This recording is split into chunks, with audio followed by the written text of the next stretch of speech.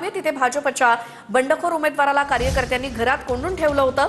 अपक्ष उमेदवारी अर्ज दाखल केल्यानंतर आज तो अर्ज माघारी घेऊ नये म्हणून कार्यकर्त्यांकडून घरामध्ये साखळी कुलूप लावून त्यांना बंद करण्यात आलेलं होतं। तर घोषणाबाजी करत निष्ठावंत कार्यकर्त्यांना डावलल्याचा आरोप करण्यात आलाय। अपक्ष उमेदवार ज्ञानेश्वर काकड यांच्याकडून देखील माघार घेण्यास नकार आहे। ज्ञानेश्वर काकड तुम आगे बढ़ो, हम तुम्हारे साथ हैं। नागपूर नंतर नाशिकमध्ये सुद्धा एका अपक्ष उमेदवाराला उमेदवारी अर्ज मागे न घेण्यासाठी कार्यकर्त्यांनी घरामध्ये कोंडून ठेवलेलं आहे। अधिक माहितीसाठी जाऊयात, आमचे प्रतिनिधी चंदन पुजाधिकारी आपल्या सोबत आहेत। चंदन, काय याबद्दल? श्वेता, नाशिकच्या मखमलाबादच्या प्रभाग क्रमांक 6 मध्ये हा संपूर्ण प्रकार घडलेला आहे। बाळू काकड यांना भाजपकडून उमेदवारी देण्यात आली होती। याच ठिकाणी ज्ञानेश्वर काकड हे देखील इच्छुक उमेदवार होते, मात्र त्यांनी आता अपक्ष उमेदवारी केलेली होती।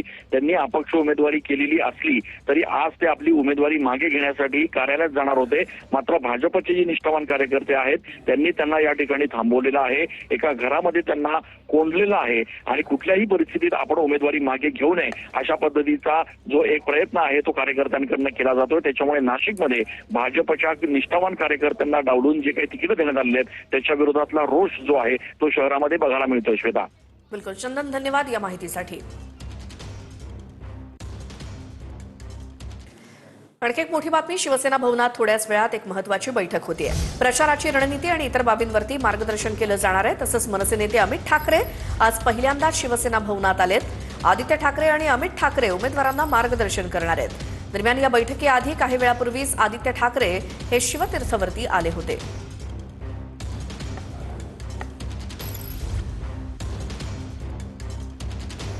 आदित्य ठाकरे आधी शिवतीर्थवरती आले, मनसे अध्यक्ष राज ठाकरे यांच्या निवासस्थानी, आणि त्यानंतर अमित ठाकरे आणि आदित्य ठाकरे एकत्रितपणे शिवसेना भवनात जातील। यामध्ये अमित ठाकरे हे पहिल्यांदाच शिवसेना भवनात जात आहेत आणि आज उमेदवारांना ते मार्गदर्शन करणार आहेत। आता पनवेल महानगरपालिकेमध्ये भाजपचे आणखी 2 उमेदवार बिनविरोध आलेत।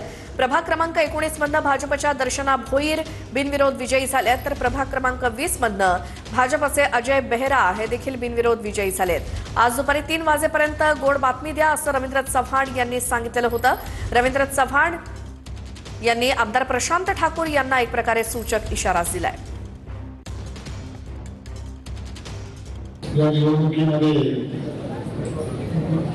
अर्ज घेण्याचा शेवटचा दिवस आहे आणि या सगळ्या गोष्टींमध्ये मला असं वाटतं की 3 वाजेपर्यंत गोड बातमी मी गेल्यानंतर आपण सर्व पत्रकारांना नक्कीच द्याल।